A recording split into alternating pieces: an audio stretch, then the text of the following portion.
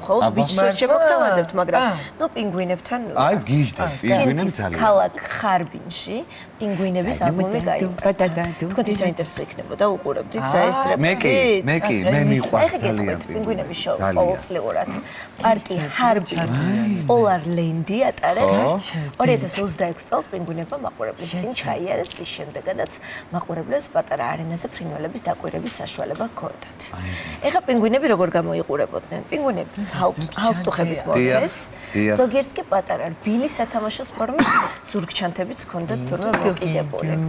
პინგვინების აღლომი ყინულისა და თოვლის ტრადიციული ფესტივალის ნაწილი გახდა, რომელიც 5 იანვარს დაიწყო.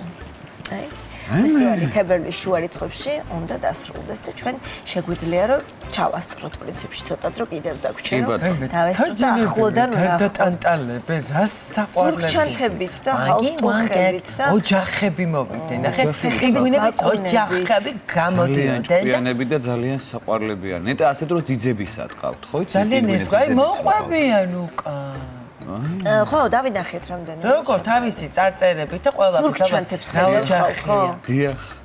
ღმერთო რა. არა, მანერა არის სიამბრის ძალიან საყვარელი. ანტალ. ჩემს უახლოეს ორ ადამიანს მაგონებს ეს სიარულის მანერა, ისიც საყვარლები არიან ისინიც. აი, ეს უკიკა. მონოგამი არსებები არიან ესენი. ხო იცი? ერთხელ ოჯახდებიან, ერთხელ უყვარდებიან. გულები და კეთები არიან.